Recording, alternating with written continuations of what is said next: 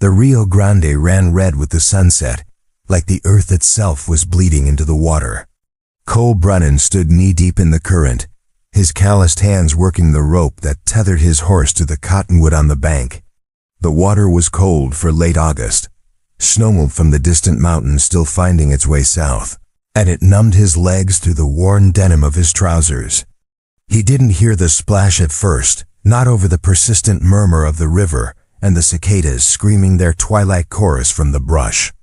But he felt it, that change in the current, that wrongness that makes a man who's lived hard look up fast. 30 yards downstream, a small dark shape tumbled through the rapids. Cole's heart seized.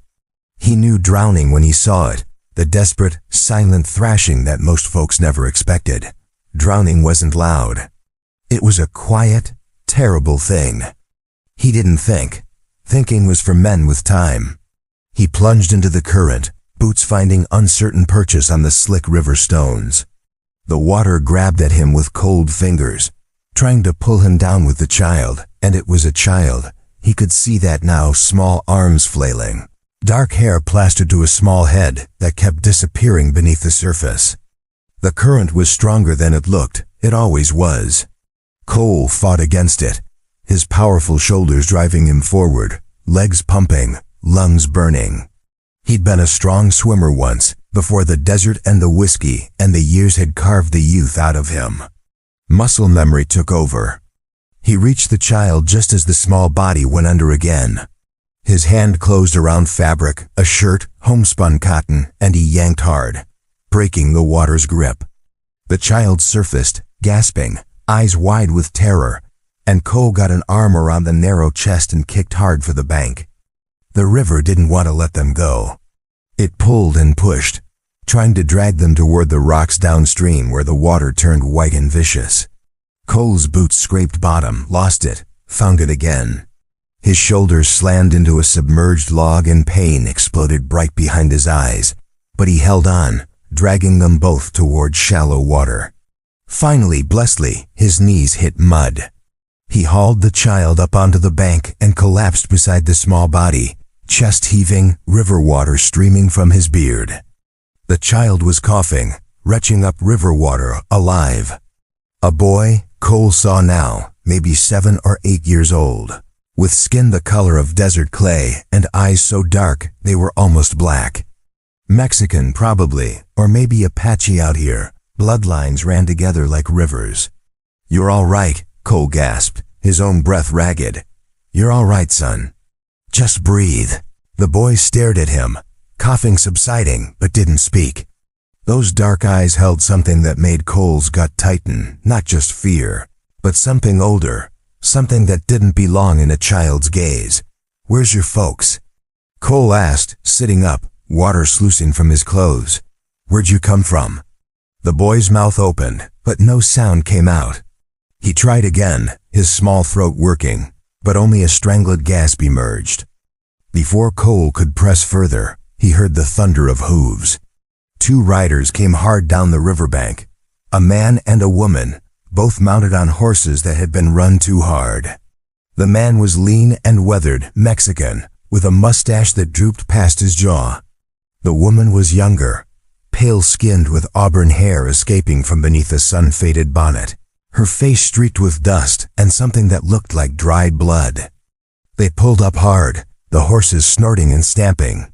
The woman was off her mount before it had fully stopped, stumbling in her haste, running toward the boy. "Mateo!" Her voice cracked on the name.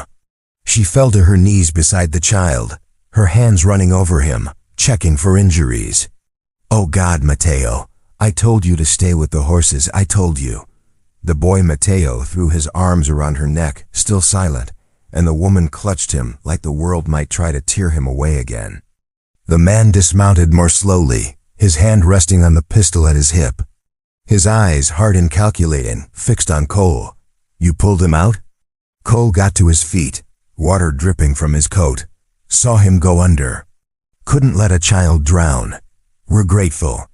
The words were right, but the man's tone was flat, guarded. His gaze swept over Cole, taking in the gun belt, the worn cavalry boots, the scar that ran from Cole's left eye to his jaw.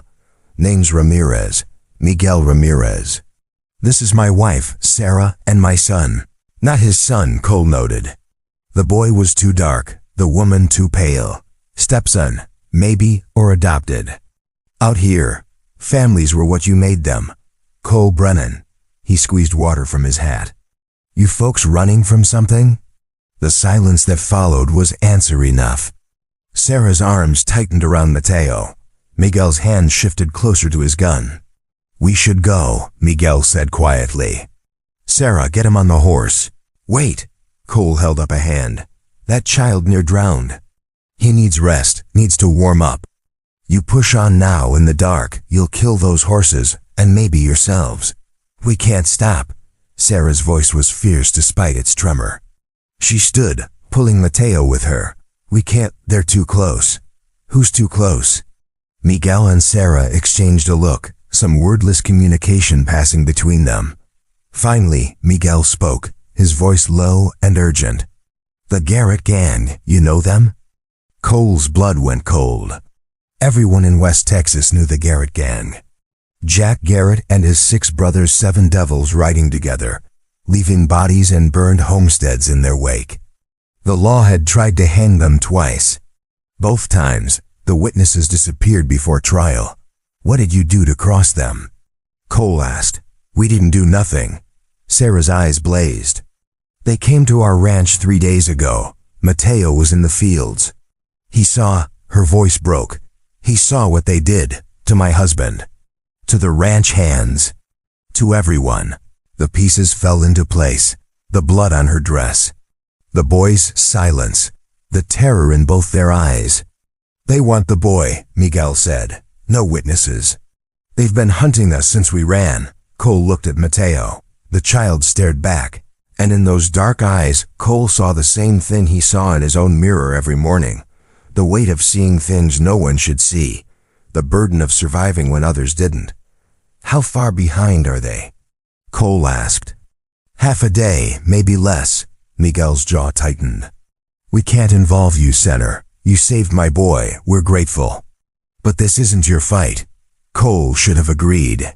Should have saddled his horse and ridden north, away from the Garretts and their bloody vengeance. He'd spent 3 years running from his own ghosts. He didn't need to adopt someone else's, but he looked at the boy again, dripping and shivering, and saw another child. A girl with blonde braids, her hand in his as they walked through tall grass, his daughter. His Emma, dead 4 years now, along with his wife, killed by Comancheros while he was away playing soldier for the Union. The same damn thing in the wrong place. Seeing the wrong thing, being in the path of men who killed as easy as breathing. You're heading for Fort Stockton? Cole asked. Miguel nodded. If we can reach the fort, the garrison there. Fort Stockton's 80 miles. You won't make it, not with them behind you and those horses ready to drop. Cole walked to his own mount, a sturdy roan mare that watched him with patient eyes. He began checking his saddlebags, taking inventory. But I know this country. No places to hide, ways to move that'll slow them down. Senator Brennan, Cole. He pulled his rifle from its sheath, checked the action. And I'm not asking. That boy near died once today. I'll be damned if I let him die a second time. Sarah made a small sound, something between a sob and a prayer. Why would you help us? You don't even know us. Cole didn't answer for a long moment. He stared out at the river, running red in the dying light. I know enough, he said finally. Now let's move. We've got maybe 2 hours before full dark, and I want to be far from this river when they reach it. They rode through the twilight, Cole leading them away from the main trail and into the broken country where the desert met the hills. The landscape here was harsh and unforgiving, all scrub brush and creosote, punctuated by twisted mesquite trees and scattered boulders that rose from the earth like broken teeth. Cole set a hard pace, but not so hard it would kill the horses. He kept them to the rocky ground where possible, where their tracks would be harder to follow. Every mile or so, he'd stop and listen, his ear turned back the way they'd come, searching for the sound of pursuit. Mateo rode with Sarah, his small arms wrapped tight around her waist.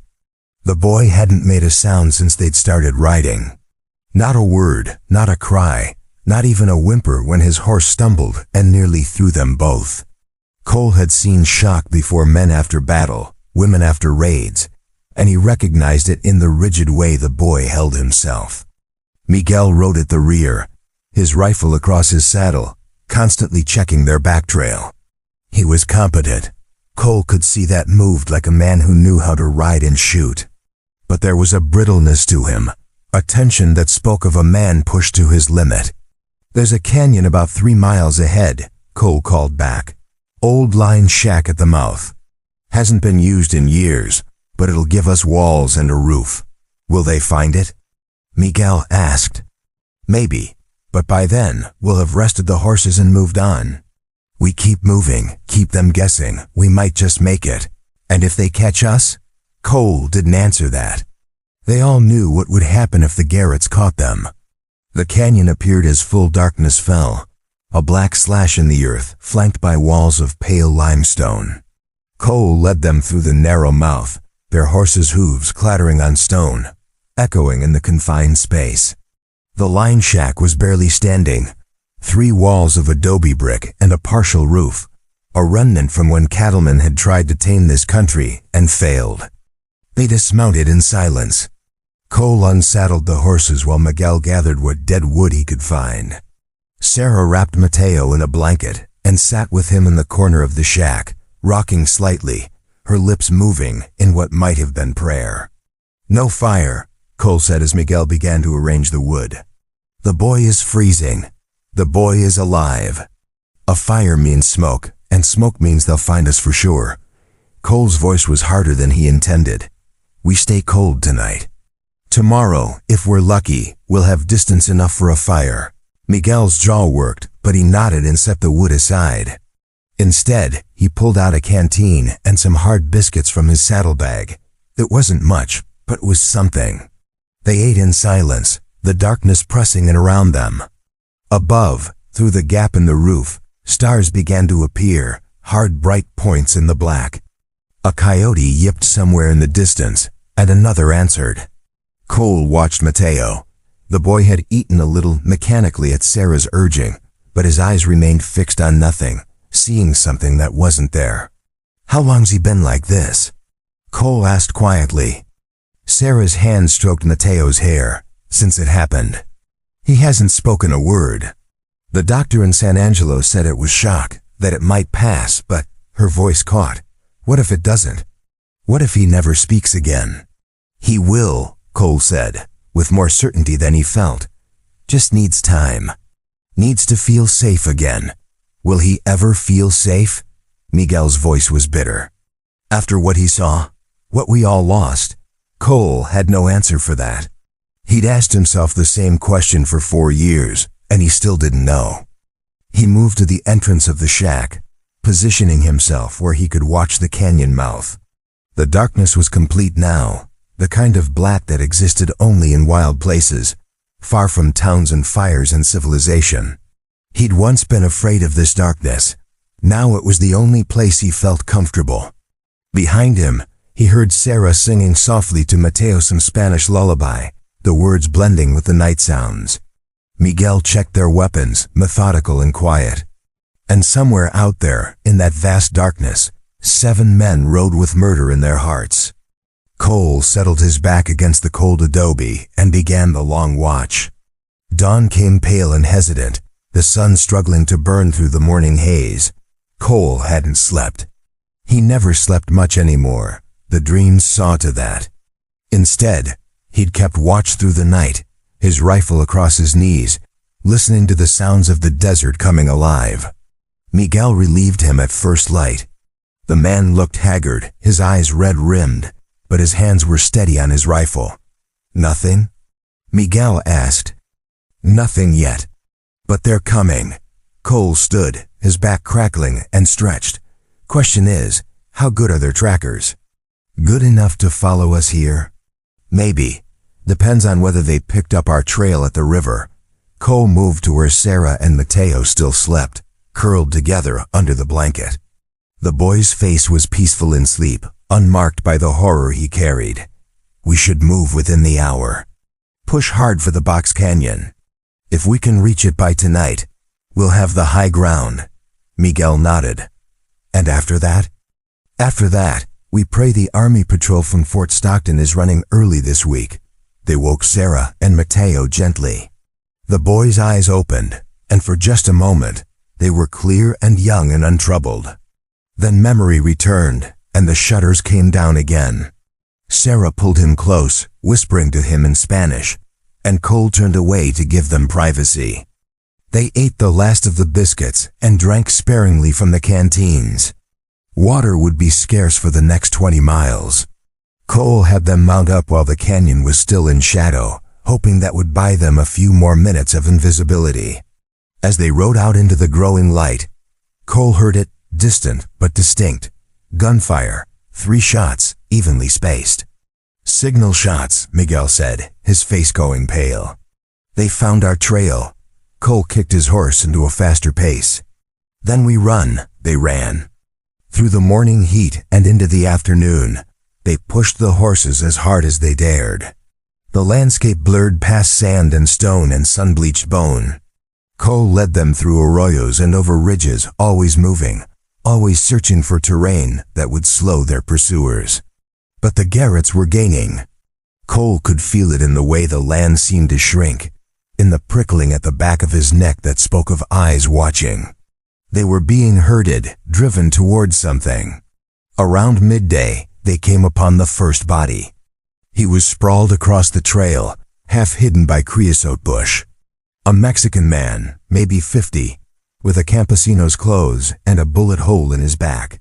His body was already stiffening in the heat, flies buzzing in thick clouds. Sarah gasped and turned Mateo's face into her shoulder. Miguel crossed himself. Cole dismounted and examined the body quickly, dead maybe 6 hours. Shot from distance, probably while running.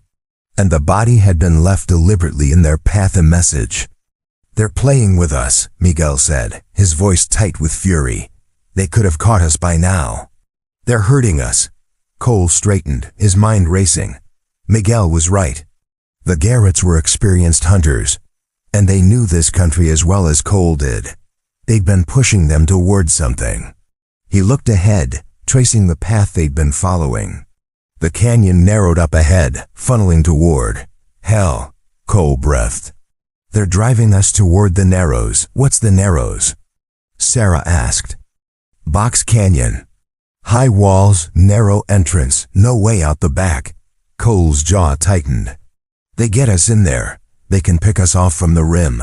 Then we turn, Miguel said. Go another way. There is no other way, not from here. We turn back, we ride straight into them. We go forward, we're trapped. Cole stared at the trail ahead, thinking fast. Unless ... Unless what? Cole turned to them. There's an old Apache trail. Runs along the rim of the Narrows. Steep, barely wide enough for a horse. And if you fall, you're dead. But it bypasses the canyon and comes out on the far side. Can we make it? Miguel asked. Maybe, if the horses hold up. If no one slips. Cole looked at Mateo. And if everyone can hold on tight. Sarah's arms tightened around the boy. We can make it. We have to. They rode hard for the next hour, racing against the sun and the men behind them. Cole led them off the main trail and into a maze of broken rock, climbing steadily. The Apache trail revealed itself slowly less a trail than a suggestion of one, a line of slightly less treacherous rock along the canyon rim. Cole dismounted and led his horse. The others followed his example. The path was barely 3 feet wide in places, with a sheer drop to one side that fell away into nothing. One wrong step, one moment of inattention, and it would all be over. They moved in silence, focused entirely on the placement of each foot, each hoof. The horses sensed the danger and moved carefully, their ears pricked forward, nostrils flaring. Mateo clung to Sarah, his small face pressed against her back, and for the first time, Cole heard him make a sound, a small frightened whimper. "It's all right, Neo," Sarah murmured. "We're almost through. Just hold on." The sun hammered down on them, reflected off the pale rock, turning the world into a furnace. Sweat stung Cole's eyes. His shoulders burned from gripping the reins, from maintaining balance. Behind him, he heard Miguel's horse stumble, heard the man's sharp intake of breath, but they kept moving. Below, in the canyon, Cole heard riders. 7 sets of hooves, moving fast. The Garretts had reached the narrows and were riding through, expecting to find their prey trapped at the far end. "Keep moving," Cole breathed. Quiet now, they crept along the rim, invisible from below, the sound of their passage lost in the echo of the riders below.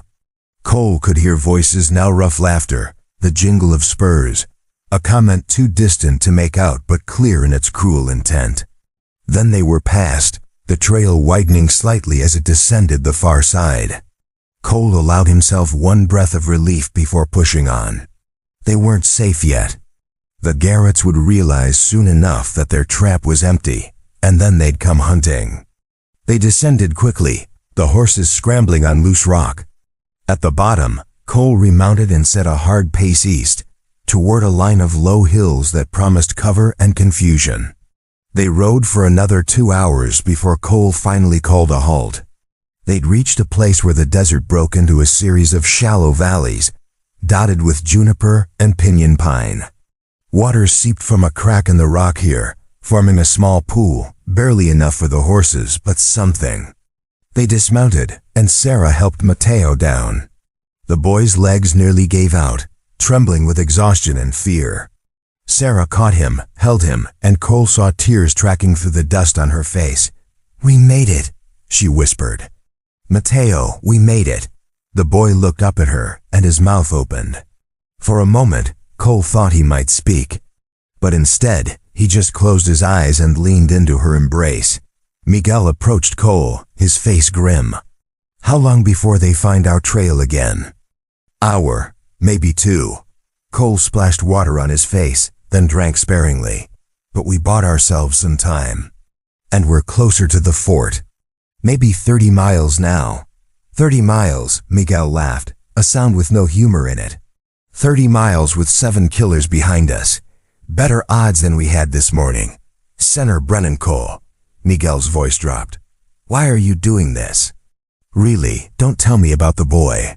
I see the way you look sometimes, like you're seeing ghosts. What are you running from?" Cole was quiet for a long moment. In the distance, a hawk screamed. Finally he spoke. 4 years ago, I had a family. Wife and daughter. I was off fighting in the war, thought I was doing right, defending the Union. While I was gone, Comancheros raided our farm, killed them both. My Emma, my daughter, she was 8, same age as your boy. Miguel's expression softened. "I'm sorry, I wasn't there. Wasn't there to protect them, to save them, to even bury them proper. By the time I got back, there was nothing left but ashes and memory." Cole met Miguel's eyes.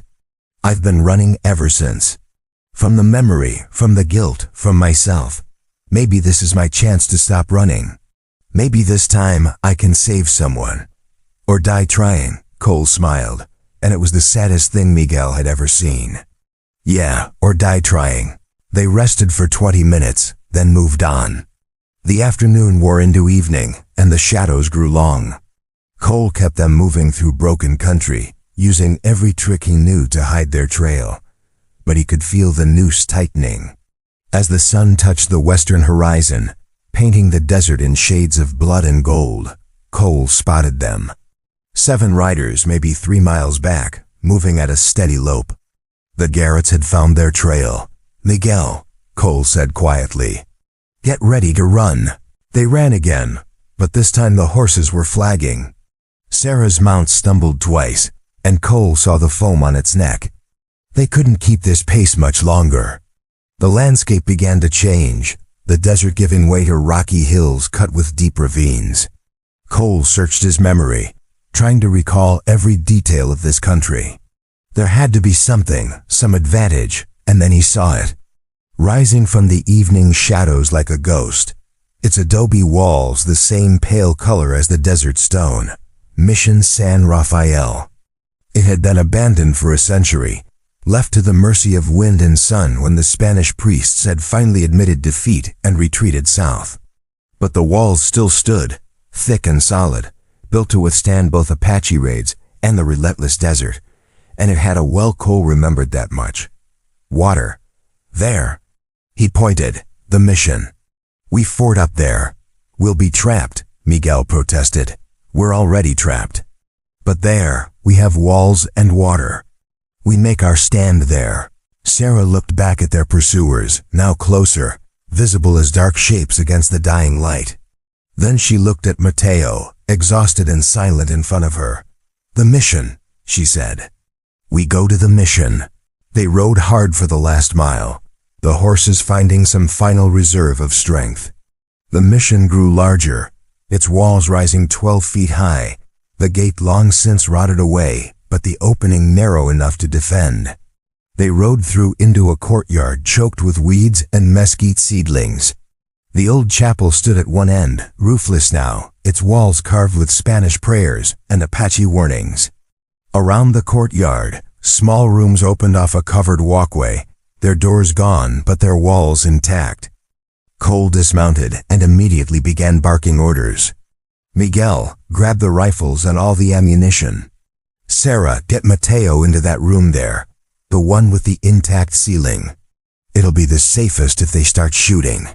I'll see to the horses. They moved with purpose born of desperation. Miguel hauled their weapons and supplies into the defensible room. Sarah pulled Mateo inside, settling him in the corner farthest from the door, wrapping him in blankets. Cole led the horses to what remained of the stable, removing their tack and checking the well. The well was still good, deep and cold and pure. Thank God for small mercies. He filled every canteen they had, then rejoined the others. The sun was gone now, the last light fading fast. In the distance, he could hear them coming. The drumbeat of hooves on hard ground. 7 riders, moving with the confidence of men who had their prey cornered.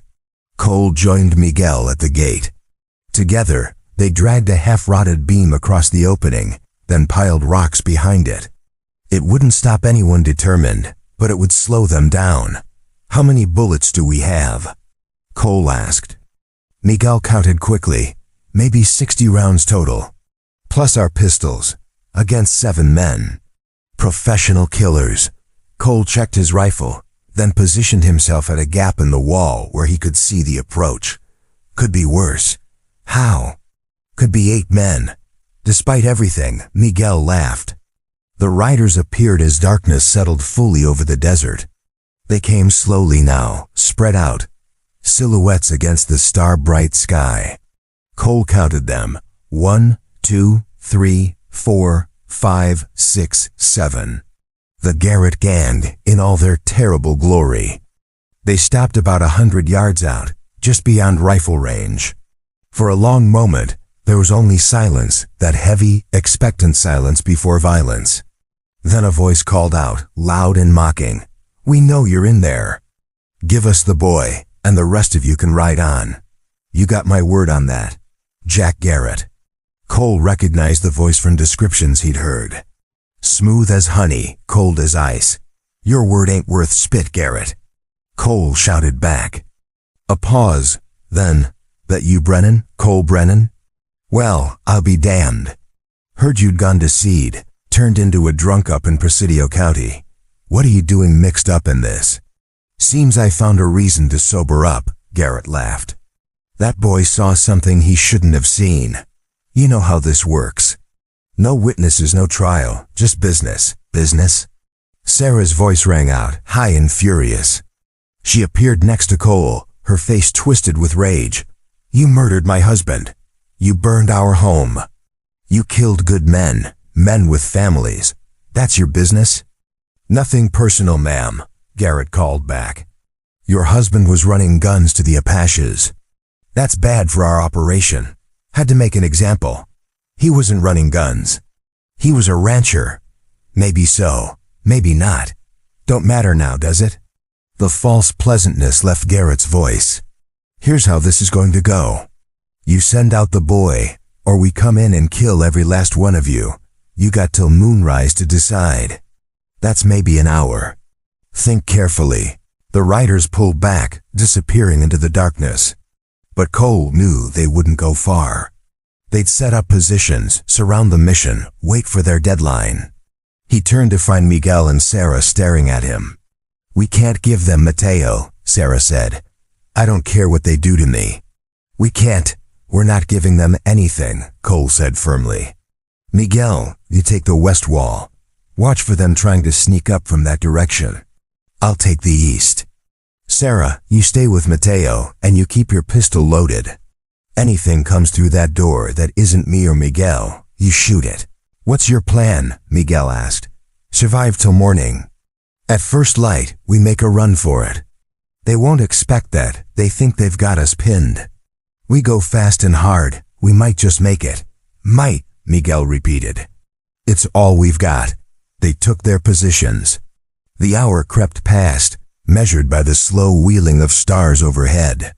The moon rose, a thin crescent that provided just enough light to turn the desert into a landscape of silver and shadow. Cole waited, his rifle ready, eyes scanning the darkness. Every bush looked like a man. Every shadow seemed to move. The tension was almost unbearable. Then he heard it, a small sound from the room behind him. Mateo, making that frightened whimpering noise again. Cole glanced back and saw Sarah rocking the boy, trying to soothe him. But Mateo was shaking, his eyes wide, staring at nothing. He'd been so quiet for so long, holding it all inside, and now it was breaking through. "Shh, Mio," Sarah whispered. It's all right." But it wasn't all right. Cole could see that. The boy was fracturing under the weight of what he'd seen, what he'd experienced. Silence could only hold so much before it shattered. Cole made a decision. He set down his rifle and moved to the room. Miguel shot him a questioning look, but Cole ignored it. He knelt in front of Mateo, bringing himself to the boy's level. "Hey, son," Cole said softly.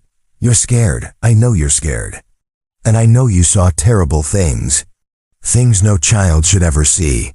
Mateo's eyes focused on him, recognition flickering in their depths.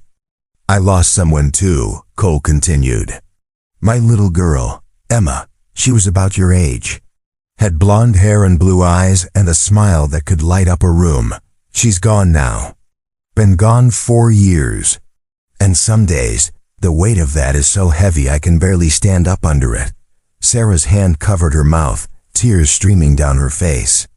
"But I'm standing now," Cole said. "Because of you. Because someone needs me, and I can't let them down."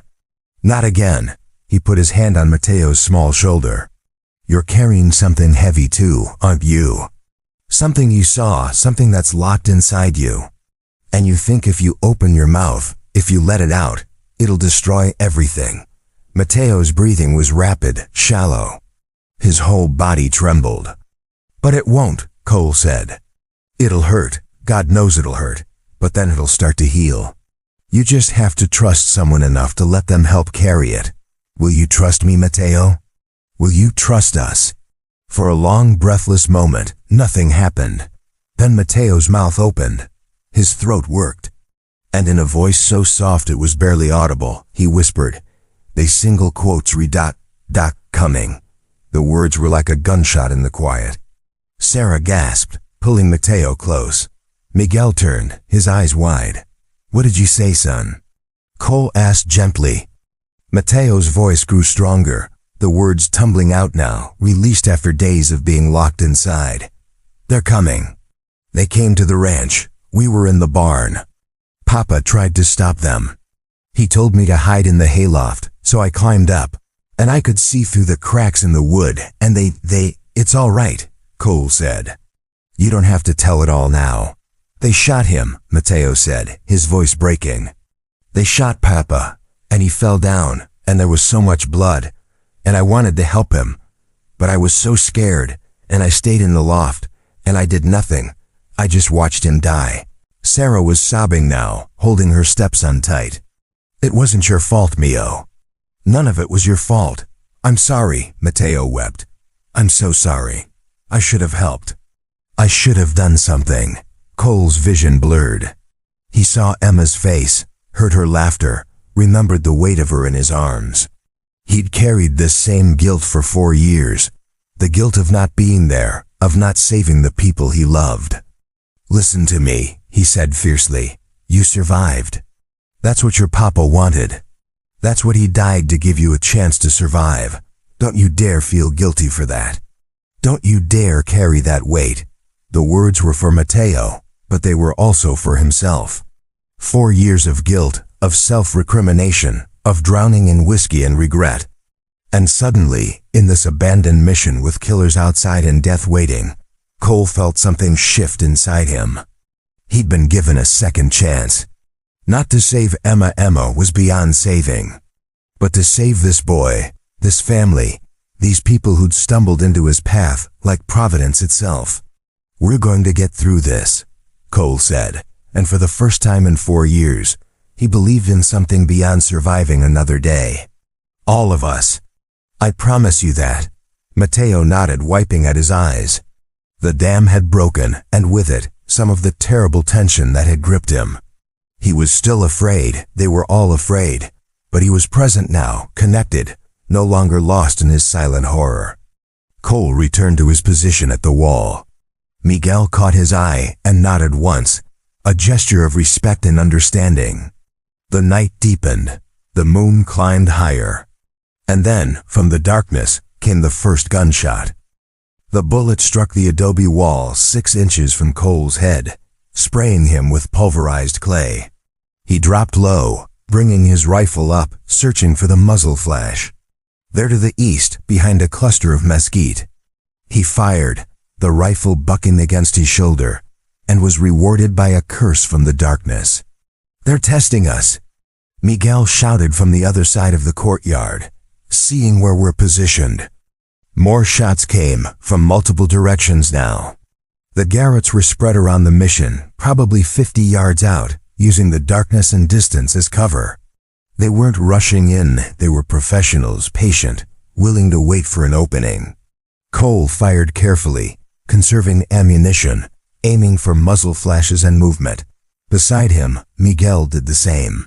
They weren't trying to kill, not at this range, in this darkness, but to keep the attackers at bay, to make them pay for every advance. An hour passed in sporadic gunfire and shouted taunts. The Garretts tried twice to rush the gate, and twice Cole and Miguel drove them back with concentrated fire. But ammunition was dwindling. Cole had maybe 15 rounds left, Miguel probably fewer. "Cole," Miguel's voice was urgent. "The south wall, they're climbing." Cole ran across the courtyard, keeping low. He reached the south wall and saw 2 men silhouetted against the stars, pulling themselves up onto the wall's top. He fired once, twice, and 1 man fell with a scream. The other dropped back down and retreated, but the attack had served its purpose. While Cole was at the south wall, someone had breached the gate. He heard Sarah scream, heard the boom of her pistol, and his heart stopped. He ran back, Miguel beside him. They burst into the room to find Sarah standing over a body, her pistol smoking, her face white as bone. One of the Garrett brothers lay sprawled in the doorway, blood pooling beneath him. Matteo was pressed into the corner, his eyes huge, but he was unharmed. "He came through the gate," Sarah gasped. "I didn't even think, you did right," Cole said. He grabbed the dead man's rifle and ammunition belt. "Miguel, bar that door. They'll come harder now." They dragged furniture, what little remained, in front of the door and returned to their positions. Dawn was still 3 hours away. It might as well have been 3 years. The attacks came faster now. The Garretts were angry, one of their own dead, and they pressed harder. Bullets hammered the walls. Men shouted in the darkness, coordinating their assault. Cole's ammunition ran out. He switched to his pistol, then to the dead man's rifle. Miguel was down to his last handful of bullets. They couldn't hold much longer. And then, in a lull between attacks, Cole heard it. distant at first but growing closer. A sound that didn't belong to the night or the desert. Bugles. "Miguel," Cole breathed. "Do you hear that?" Miguel's face split into a grin. "The cavalry." The fort's cavalry patrol. The Garretts heard it too. Cole saw movement in the darkness, heard urgent voices conferring. They had minutes, maybe less, before the soldiers arrived. They could try one more assault, or they could run. Jack Garrett's voice rang out, furious now. "This ain't over, Brennan. You hear me? This ain't over." "Run while you can, Jack," Cole shouted back. "Because next time, I won't be aiming to miss." The sound of hooves retreated into the desert. 6 riders now, instead of 7, disappearing into the darkness like smoke. The bugles grew louder. Within minutes, a column of cavalry rode into view, 20 men, led by a young lieutenant who looked barely old enough to shave. They swept through the area, searching for the attackers, but the Garretts were gone. The lieutenant approached the mission cautiously, his pistol drawn. "Who's in there?" "Survivors," Cole called back. "We've got wounded, a woman and child. The Garrett gang was trying to kill us." "The Garretts?" The lieutenant's eyes widened. "We've been tracking them for weeks. Which way did they go?" Cole pointed northwest. "That way. But they've got a head start, and they know this country." The lieutenant swore and dispatched riders in pursuit. Then he dismounted and entered the mission, his men following. They found Cole, Miguel, Sarah, and Mateo standing in the courtyard, coated in dust and gun smoke, exhausted beyond words but alive. The dead Garrett brother lay where he'd fallen, a testament to how close it had been. "Are you folks all right?" the lieutenant asked. "We are now," Sarah said. She held Mateo close, and the boy's arms were wrapped tight around her. "Thanks to this man," she looked at Cole with tears streaming down her face. "He saved us. He saved my son." The lieutenant looked at Cole with new respect. "That's quite a thing, sir." Quite a thing indeed. Cole didn't know what to say. He felt hollowed out, every emotion wrung from him, leaving only a strange, profound peace. He'd done it. He'd saved them. Not Emma, he could never save Emma but them. And maybe that was enough. Maybe that was the beginning of learning to forgive himself. 3 days later, Cole stood on the porch of Fort Stockton's hospital, watching the sun set over the desert. His shoulder was bandaged. He'd taken a bullet graze he hadn't even noticed during the fight, and his body ached in a dozen places. But he was alive. Inside, Mateo was talking. Not just single words, but full sentences, telling the army doctor about the ranch, about his father, about the things he'd seen. The words came haltingly, punctuated by tears, but they came. Sarah sat beside him, holding his hand, her own grief written on her face but no longer crushing her. Miguel found Cole on the porch. The man looked 10 years older than when they'd met at the river, but there was something solid in his bearing now, something that hadn't been there before. "The lieutenant says the Garretts crossed into Mexico," Miguel said. "They'll keep looking, but double quotes. But they're gone," Cole finished. For now. Miguel was quiet for a moment. "Sarah and I have been talking about what comes next. The ranch is gone. Everything we built, gone. We thought maybe we'd head to California. Start fresh." Cole nodded. He'd been thinking about starting fresh himself. Maybe it was time to stop running, to plant roots somewhere. "We'd like you to come with us," Miguel said. "If you want. Sarah says she owes you everything." "I agree, we're family now, whether we planned it or not. And family looks after each other." Cole's throat tightened. Family. He hadn't had family in 4 years, hadn't thought he'd ever have family again. "I don't know," he said honestly. "I'm not sure I'm the kind of man who gets a second chance." "None of us are," Miguel said. "But we got one anyway. Question is, what are we going to do with it?" Inside, Cole could hear Mateo laughing at something the doctor said. A child's laughter, bright and unbroken despite everything. The sound of healing, of life continuing, of hope refusing to die. He thought of Emma, would always think of Emma, but maybe, just maybe, he could carry her memory without drowning in it. Maybe he could honor her by saving others, by choosing life and connection instead of isolation and death. California is supposed to be pretty this time of year, Cole said finally. Miguel smiled and clapped him on the shoulder. I hear the same. They stood together on the porch, watching the sun sink toward the horizon. Tomorrow they'd begin the journey west. Tomorrow they'd start again, carrying their scars and their losses, but carrying hope too. But tonight they were alive. Tonight they were together. And tonight, that was more than enough. 6 months later, in a valley in Northern California, where the grass grew green and the rivers ran clean, Cole Brennan stood in front of a half-built barn. His hands were calloused from honest work instead of whiskey bottles.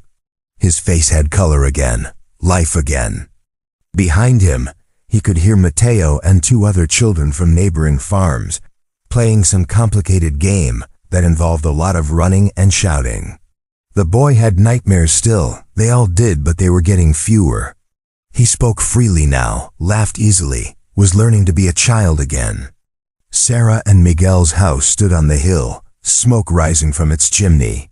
They'd all pooled their resources, all worked together to build something new from the ashes of what they'd lost. It wasn't the same as what they'd had before.